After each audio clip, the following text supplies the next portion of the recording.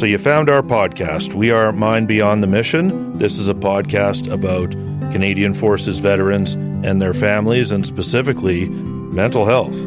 What goes on in our lives, what goes on in our heads. We're not talking to you as doctors or professionals. We're talking to you about living with it and what it's like. Brian McKenna, 19 years in the Canadian Forces. I'm joined by my partner, Laryssa Lamrock. Veteran family member. I'm a proud military brat. My husband served in the military, proud military mom. And we're really excited about this podcast to delve into issues that are important to the veteran and family community. So join us as we talk about mental health from the perspective of Canadian Forces veterans and their families. Well, here we are, Brian, once again in the seats. We have a guest with us today, which we're very excited about. I first met Dr. Don Richardson as a clinician at the Operational Stress Injury Clinic in London, Ontario. He wears many, many other hats besides that clinical role, but this is the one that has affected me the most. He always took the time to validate my experience as a family member. One of his most recent roles is medical advisor to Atlas, and lately we've been having a number of conversations about compassion fatigue and veteran families. Brian and I try to host this podcast honestly and without sugarcoating things. Even though I have had this great role working in the field of veteran and family mental health, facilitating discussions on the importance of self-care and communication, and helping create resources for other family members, I'd be lying if I said my own life is perfect. For the last year and a half, I have struggled with my own compassion fatigue. Compassion fatigue is no joke. It's thrown a lot off kilter for me and my family, and I'm still doing the work to get back on track. So I'm really looking forward to this conversation today. So, Don, you've worked with us for a bit, but also Don's a guy that's had veterans on his couch. Don's a guy that's got some clinical experience in the background too. So actually, before we knew of him, he knew of the veteran file and had been working with people. One of the questions I have for you is when we look at compassion fatigue, sometimes it sounds like people are fed up with us. These things are draining. At the end of the day, I think we need to put our finger on what it is, what it isn't, and understand a little bit more from there. So, Don, why don't you say hi to folks and give us a little background on yourself. First of all, what makes you want to work with the veteran community? Oh, thank you. I really appreciate this opportunity to be here this morning. And I think I've been really fascinated in the work, and also specifically what has led me into the veteran space. I think it's an excellent question. I happen to have, in my last rotation in my training to become a psychiatrist, there was an opportunity to work at National Defense Medical Center, which doesn't exist today, but did at that time, in consultation liaison. And that was my first kind of exposure to the military space and military and veteran space. And I was fascinated by the kind of the patient or the veteran space, especially since most of these individuals were so high functioning before, and then something had happened to them where they were now struggling. In my case, was in the mental health area, and really the possibility of people fully recovering.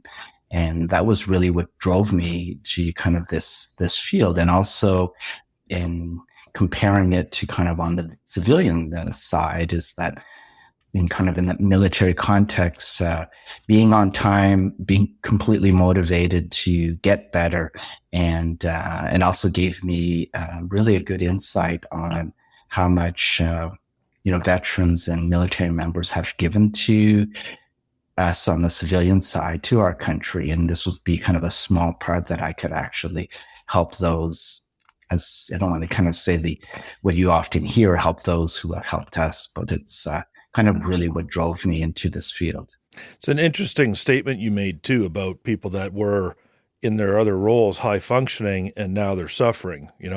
One of our colleagues that works, he often compares his previous job in the military, the way he frames it is downhill skiing and doing your taxes at the same time. That was the thought process he had to have to function in that role, and then struggles with grocery lists, with just day-to-day functioning. And how do these high-level functioning people have that struggle? But within that struggle, one of the things is, as we're talking about today, compassion fatigue, and specifically the family's experience of it. So when we're talking about that, what is it that they're experiencing? Are they experiencing an ailment? Is it a symptom? Is it its own standalone problem? What is it as you see it? One of the big complex areas that you're raising, specifically compassion fatigue, and also you haven't named it specifically, but the whole area of burnout, is that a lot of the, putting on kind of my research hat, is that a lot of the work and understanding has really been in the healthcare sector, individuals who are providing care to others, where there are higher rates of compassion fatigue and burnout. So it's kind of unfortunate that a lot of the work has not gone in the area of family members or caregiver burnout, which is really what you're talking about today, is the impact it's having on individuals who are caring for a family member. And that's where there is less work. So this is an opportunity to bring this area kind of into the open. When you're looking at kind of the distinction, is that compassion fatigue often is mostly related to taking on a lot of the emotions or the issues of the person you're caring for, kind of over-investigated in it. And the driving force is really what we call almost too much empathy, kind of really focused on the emotion. When we talk about burnout, is that compassion fatigue can lead to burnout, and burnout has to do with the specific roles or the demands of your job. And here specifically in family members is, unfortunately, sometimes when you're caring for somebody that you care about, like a family member, it almost becomes your full-time job. So it's about the demands of that, and lots of examples of kind of taking care of all of the instrumental things a person might need or you might believe they need. And it's that physical kind of emotional exhaustion. And that's usually when it leads to that type of what we see, similar to what we see in healthcare workers, is that disengagement, that feeling that, okay, I can't really do anymore. And that's often accompanied with a lot of either resentment or guilt that sometimes can occur, that we can see similarly in healthcare workers, but we also see it in people who have the lived experience. You know so much there, Don. First, just the validation, like for myself, when I knew something was off kilter, and it was almost like a light switch went off. I'm going to be honest. Like I was in the, I'm going to say, caregiving role in my home. And there was a couple of different layers or a couple of family members that I was wanting to support. And then this switch went off and I was like, what is going on? And so I started doing some research and just wanted to say, you alluded to the fact that a lot of what is out there relates to people in professional caregiving positions. So as a family member, I couldn't find something that related to me and to help me identify what I was experiencing. And to be honest, because of that lack of specific resources, I still couldn't tell you if it's compassion fatigue or burnout. But yeah, it's a complex role because it's, in the case of, let's say, spouses, you're watching the person you love suffer or struggle, and we all want to support our loved ones. So you're shifting from that partnership role, spousal role into this caregiving piece. And it's hard to know or to shift from one or the other. When am I his wife? When am I his caregiver? And it's very subtle, and it's not something my spouse, he didn't intentionally put me in that caregiving position, but it was like naturally occurring, and we were kind of there before he knew it. So, and then, we'll go back to guilt and resentment. I think we could spend lots of time with that. But Brian? Yeah, what I'm thinking as you're talking is that multitasking is a hard thing to do. My idea of it is if I'm reading emails and brewing coffee at the same time, I've kind of taxed out my ability of doing multiple things at once. But emotionally, I don't know how to do two at once at all. If I'm mad, I can't be showing interest in something. So is it even possible to be the lover and the caretaker at the same time? And does one just beat the other up internally? I can't imagine myself being able to simultaneously do those two things. We've even talked about why do you, bristle a little bit when someone says caretaker, but that's one of the things you've explained to me is I can take care of, but caretaker is not my job. Mm-hmm. It's something we've talked about with Don as well. And I think the reason I bristle at that term is because there is that just someone calling me a caregiver puts an automatic expectation and responsibility on my shoulders. And I took that on, even though for the longest time I kept saying, I'm not a caregiver, I'm a supporter. And yet there I was. So Don, it's something that you've kind of observed, as a clinician from the medical side of things. What's your kind of observation on how do family members end up there? Well, I think that's really kind of a very fascinating and really a perfect question, because that is really the distinction of one of the distinctions between burnout and compassion fatigue is that when we're talking about burnout as something that's going to be very gradual, as opposed to compassion fatigue, which can occur quite quickly because it's really your overinvestment in supporting or helping somebody that's gone through traumatic events. And, unfortunately, and I've mentioned that before in other conversations we've had, I think in the healthcare profession, physicians and psychologists and clinicians that are supporting veterans, sometimes we might be also asking a lot from family members in terms of that caregiving role. And often when we're trying to support what we would call our patient or our client, is that when we're asking information from those that are caring for them, it's usually in service of our patient. So rarely do we go the other step and ask the family member, how are you actually doing? How are you coping? Mm-hmm. The information is usually about asking that person, how do you feel, your partner or your son or daughter is doing? It's always in service of the identified patient. And I think it's a wake-up call probably for my profession to maybe look at the impact some of these questions might be having on others. It can be kind of scary too when you're looking at it like this is the family conversation, but looking at it from the veteran eyes, I go see my doctor for an hour every 2 weeks. I don't have a problem at the doctor's office though. I have a problem at home. I go home and the problem materializes, and I go to the doctor, but I can't live on that couch. I can't constantly text him with every issue that I'm encountering. I've got to take the advice and the tidbits from that hour and go smash through the world and figure it out. And so, it's kind of tricky. It's like you don't want to burn out the people that are around you. It seems to me almost like, well, the only other option is stick it back inside then. Mm. Like, where do you want it to go, right? And that's not the message that we're putting out, but I can see how that gets absorbed. It's like, okay, well, I've got to express somehow. So that's, I think, the tricky part of it. I also think, when we look at things like compassion fatigue, we look at even separation anxiety to our kids and things like that. For a lot of us, we then look in the mirror and say, I'm doing this to them. Like they're hurt. They're not hurt from school. I did this. And that could cause us to want to kind of just bury it more, right? Bury it with a shovel and then you bury the shovel. Mm. And that's not what we want. So it's a tricky bit of business, right? To tell people like, yes, you have to express, but not too much. Right. And you've got to connect, but don't overconnect. And yeah, it's intimidating to try to figure out how do we thread this needle. I think that's an excellent example of theoretically in the doctor's office or in the healthcare world is really a place for you to practice what you would need to practice out there. The example is that what is it that you need to share with you're describing your doctor or whoever you're seeing.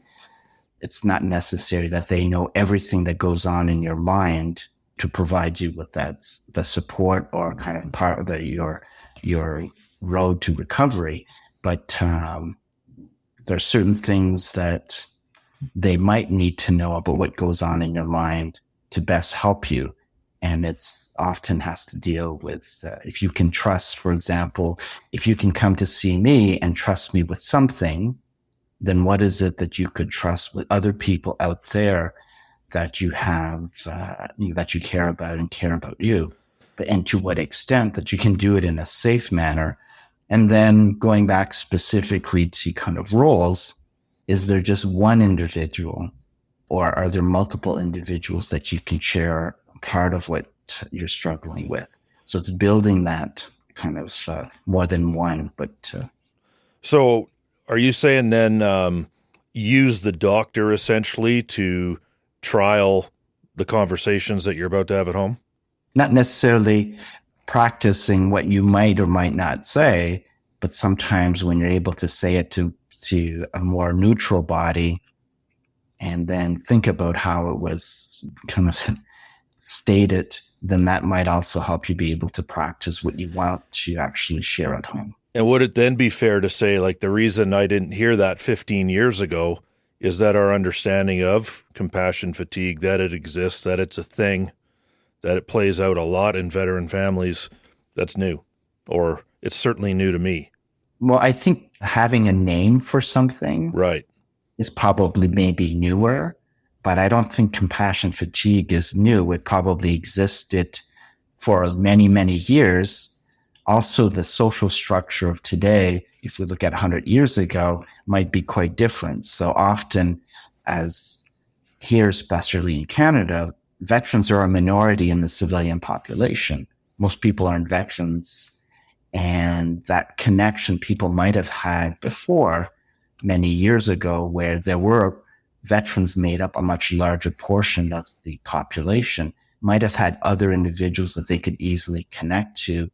And their spouses might have had other spouses that they could more easily connect to. So there is differences in the social structure today that might not, that makes it a little bit harder. So I think, whether we're calling it compassion fatigue or burnout are new terms that are naming something that I think, depending on the context, probably existed a long time ago.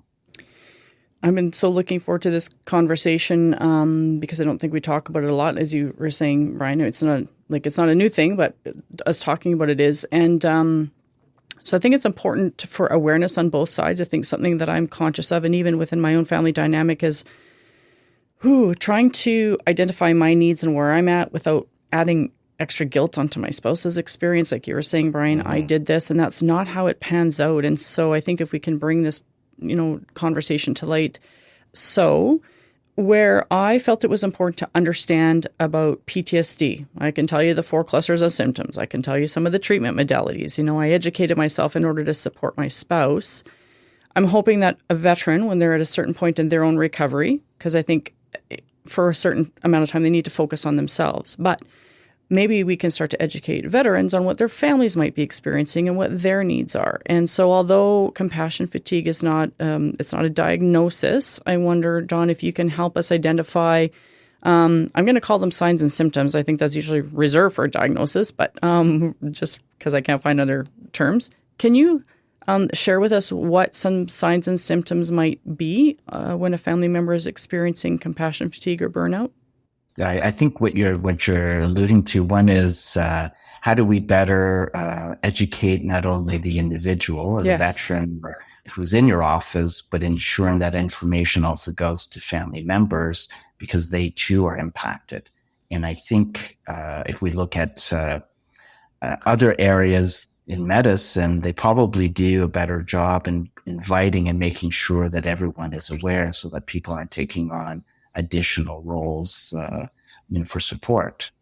When we're looking at mostly inviting family members to be part of the conversation early on in the recovery is probably a good way of possibly preventing or decreasing the impact of compassion fatigue and burnout. Mm-hmm. So the signs and symptoms, and it's not really kind of looking at a diagnosis, but when we're looking at burnout, it's really being disengaged, that emotional and physical exhaustion. And it can occur with kind of a multitude of other issues, problems concentrating, difficulty sleeping, almost being over-invested in the person you're supporting, where you kind of lose yourself, that your primary job now and role is to help the other individual. Those are areas that kind of blur the line, because with compassion fatigue, which is often called vicarious trauma, is that in your mind, you're always thinking about that individual. And then you might even start to develop some of the similar signs and symptoms that that person might have, which are so common. If somebody's super hypervigilant, checking and scanning, making sure that the doors are locked and closed, the curtains are down, and checking to see who's in the driveway, who's not in the driveway. You can imagine family members around will start becoming a little bit hypervigilant, because they too saying, oh, okay, I'm going to check. Being super sensitive to sudden noise and sound, that hyper arousal and being easily startled is so common. So kids, when they're coming in from school or from hockey and they're dropping their hockey bag and slamming doors, that can be very triggering for somebody that has PTSD. Very quickly, the kids, spouses become super attuned to say, Right. don't, I don't want the door to slam. I don't want this noise. They become, if they hear a noise, everybody becomes startled. Those are some of the symptoms that I'm saying symptoms, but those are some of the changes in behaviors. And those individuals don't have, we don't want to be saying that they have PTSD, but they develop that hypervigilance and being easily startled. And sometimes people take on the dreams and nightmares if they hear about the traumatic events people have experienced. Don, we call it snow plowing. What we often see is, take, for example, if at certain times if I'm agitated, there are certain places I don't want to sit when I'm in a new environment. This often comes out in restaurants, because restaurants are just full of other people, and unless you go there all the time, a new experience to you. But it happens in other places all the time. For me, though, it doesn't happen everywhere I go. Like today, I'm having a great day. I know that I'm hypervigilant, but I don't feel anything else going on today. I could probably be the guy with my back to the window today. But what happens is the people around us get used to I'm going to call it the symptoms at their extreme. And then they almost become more aggressive in finding those triggers out there for us than we do. And so I've seen that occur, we call, the snowplow effect. In other words, I need that sometimes, but then someone else will come, no, he needs this all the time. That chair's got to move. That window's got to be open. And it's interesting to watch that pan out. What I wanted to ask you, though, is, so compassion fatigue, if we have untreated compassion fatigue and it festers, what does it become then? Is that where we get resentment? Well, I think resentment might be one of them. And I think, Laryssa, you mentioned also feelings of guilt. Compassion fatigue can lead to burnout. And burnout is that physical and emotional exhaustion. And that's where the disengagement starts to occur. Very similar that you would see in other helping professions, is that in the past you might have been over-engaged, but then there's just so much the person can give or a clinician can give, and then they become less engaged or completely disengaged. And which is probably also part of survival. So, we were alluding to the fact before, communication is always at the core of all of these podcast episodes. I need to practice that too. So clinicians may be communicating with their clients, veterans communicating with their families communicating with the veteran. And that was something that I was kind of getting to before. It's not, we don't want to create guilt or blame. It just is. And so how can families mutually support each other? So if someone feels like they might be experiencing compassion fatigue, they're relating to some of what we're talking about today, feeling disengaged, or for me, sometimes I feel a little bit numb, or that physical exhaustion. And then the guilt comes after because I've prided myself on being a good support for my spouse. And right now I'm probably not. So, then you feel guilty. But if folks are identifying that, what's the next steps for them? If they feel they're in this space, what would you suggest? The first part, as you already mentioned already, is identifying that, am I there already or am I getting there? So sometimes it's really making that first step to say, I think I'm taking on too much because I'm losing myself. And then what supports are available. And I know Laryssa and you have talked a lot about the whole area of self-care, but what is it that you can do to take back part of your life and get back to some of the roles so that your role is now, using kind of the words that we've used a lot, your primary role now is not going to be just a caregiver, but maybe also a partner. Mm-hmm. And what are the small things? And at the previous family summit, we had excellent examples where for one person, it was taking I think she mentioned 5 minutes to herself. That was a reminder that, okay, this is just for me. Those are small steps. Obviously, if you're really struggling, is to seek professional help. But I'm not sure that's where I would start, but I always have that as an opportunity.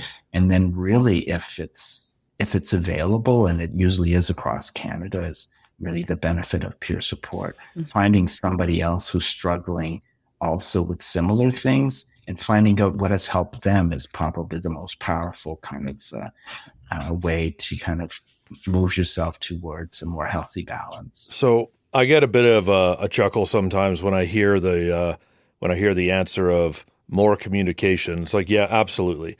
But often I find, even at a work meeting, sometimes when people suggest more communication, sometimes it's code for I don't know what to do about this, right? A meeting often ends with the solution, oh, there needs to be more communication. And I'm sitting there going, that means we spent an hour and you guys haven't actually arrived at what the problem is. But that's my mind wanting to black and white everything, right? I want to see where's the button to fix this? What lever do I pull? And so where I think communication is actually the right answer is because it alludes to this is ongoing. This must get maintained the whole way through. And I'm even thinking in compassion fatigue, like, examining the words a little bit, it doesn't mean the person doesn't want to be there. In fact, they're tired of the effects of their care, if that makes sense. You still have the compassion, right? The love's still there. You just beat up to some degree and can't express it right now because something's happening to you too. I mean, that's Brian's answer as to what I think I'm looking at when I'm looking at compassion fatigue.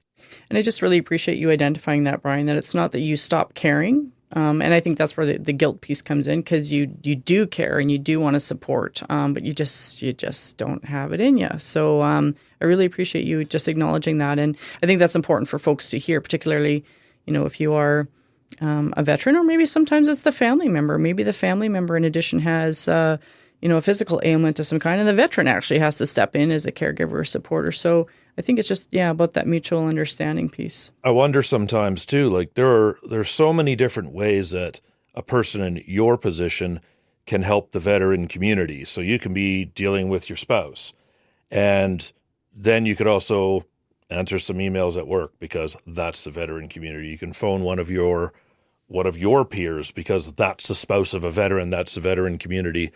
I've found compassion fatigue towards other veterans myself. Mm-hmm. I've reached points where I've told them, whether it's by Facebook message or whatever, no more calls. Don't call me for another week. I'm done with helping other people right now. I never meant I don't love you. And I didn't mean don't call me the week after next. I meant I'm fried. Mm-hmm. So you mentioned, we talked vaguely about self-care, and I think that's kind of a good segue into it. One of the things that we're suggesting is taking that 5 minutes for yourself, doing some self-care. And I think more folks I talked to recently start to bristle at the term self-care. I think because it's it's a catchphrase, and I don't think we really delve into it. And I think there's some assumption that self-care means like a manicure, pedicure. Well, there's more to it, though. Do you know what it means in the Army? It means no one's coming for you for a long time. Oh. When we say apply self-care, what we mean is we're pushing on and leaving you here.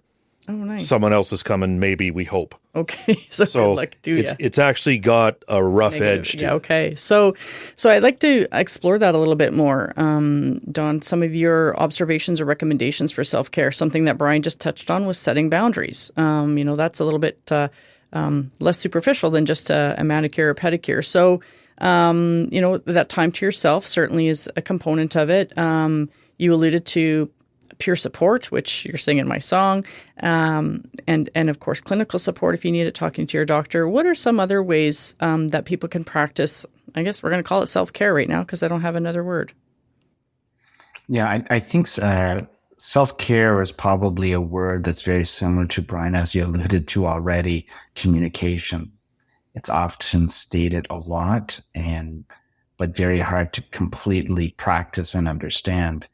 And most of the work that looks specifically at self-care and then the whole area, how do you set boundaries, has been in the healthcare sector. So in those in the helping profession, teaching people boundary setting when you're helping clients who have gone through a lot of trauma, how to set boundaries there, and then limit kind of when can you say no, or when organizing kind of how much you can actually give.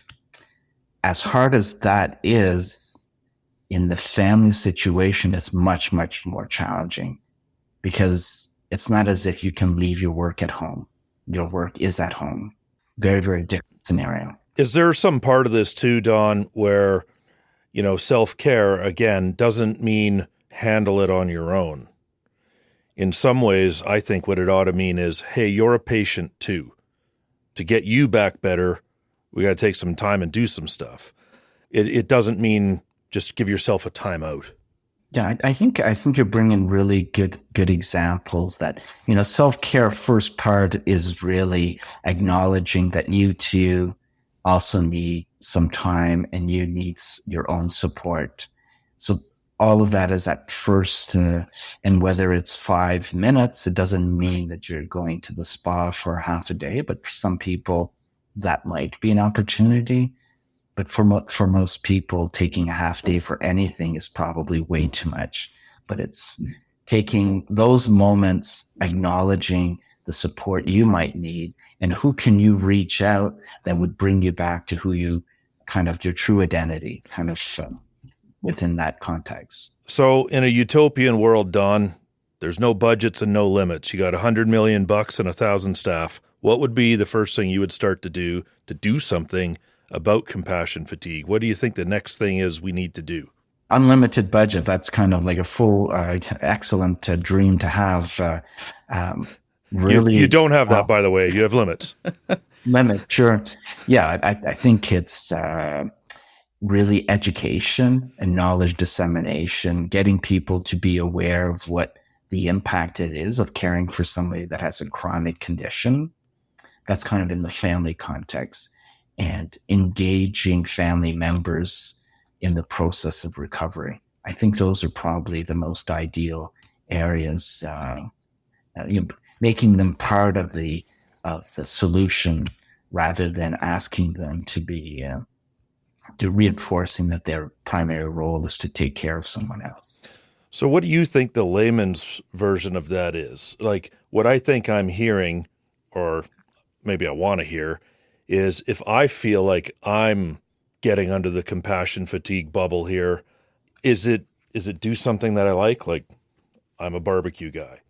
I don't think, just taking 5 minutes to go do something that I enjoy is going to charge my battery all the way back to where it needs to be. What's your sense of that? Just from my own experience in the last while, I think number one for me was giving myself permission to say, I'm not doing okay. And giving myself permission to put myself first. So I think that is number one, identifying that. And then kind of as Don was suggesting, I first needed, you know me, I'm kind of analytical and a process-minded person. I needed to do some research. So I jumped online and first needed to know, is this what's happening for me? And then what do I do about it? So sure, barbecuing is good. But I think each person needs to identify, where do I need to start? For lots of folks that are in caregiver positions, they put themselves lower on the list. So I'm going to use the stereotypical family. I know that families look very different, but let's say a spouse, there's children in the home, you have a loved one with a mental health injury. Your doctor's appointments are the last ones you're making. Your dental appointments are the last ones that are booked. And it might be tagged on just because you're taking the kids there, whatever the case is. So I think identifying what's going on for you, and sometimes it's even just starting at the basics and building from there. And I don't know, that was kind of how I tackled it, I guess. I find I need some actual, not just time. Time to me could also be staring at the clock and just stewing and getting more frustrated. I need disengagement, right? So when I feel I'm getting at the edge, actually telling people in my life that are causing me to get more burnt out, if you will, telling them to stop, and I take a day or two off, just means 2 days from now I'm going to pick up right where I left off and there was a gap. I need to actually disengage. For me, that can be hunting trips with friends. Hunting trips with friends often involve zero hunting, right? But what they do involve is getting away from the machines, getting away from the city, and actually clearing my mind, not just taking time. Can be hard to do. I think, Brian, that you're really highlighting part of what you're describing, and correct me if I'm wrong, but it's similar to the helping profession, supporting other people and knowing how to set appropriate boundaries, and having these key points to say, okay, this is how much I can give, and this is when I need to kind of recharge my batteries, as you're describing, and doing it that is actually planned ahead, because sometimes people are waiting kind of too late, and part of it might be in the kind of veteran culture of leave no man behind, so people keep going and going. And it wouldn't surprise me that's a similar kind of way that family members and spouses also feel. Right? So what do you think? We solved it all? Oh, you're fine now, right? Problem's gone? I'm good to go. Don, thank you so much for the insights. I feel like, we could delve a lot more into this, but I'm hoping this creates some conversations and some awareness. People, I guess I use this word a lot, but just validation their experience, going, oh, okay, I'm not, I'm not just cold and callous when I'm kind of separating from my spouse for that time away. So just really appreciate your time today. Don, thanks for joining us on yet again another episode of Mind Beyond the Mission. Thank you so much for this opportunity. We hope you enjoyed this episode of Mind Beyond the Mission. If this conversation resonated with you or helped you in any way, I encourage you to subscribe to Mind Beyond the Mission wherever you listen to your podcasts, so you'll be the first to know when our next episode comes out. And if you know someone who might relate to what we've shared or could find it helpful, please feel free to send it their way. We're all on the same team. Plus, we'd love to hear what other topics you'd be interested in us exploring in future episodes. Brian and I have a lot of ideas and subjects we plan to dive into, but you, the listener, have probably experienced or thought of topics that haven't crossed our minds yet. Please reach out if this is the case. We're on social media at Atlas Veterans CA on most platforms, so please feel free to tweet at us, send us a message, or leave a review on this episode, and let us know what else you'd like to hear us talk about. Brian, it's always a pleasure having these important conversations with you. Looking forward to next time. You bet, Laryssa. Take it easy.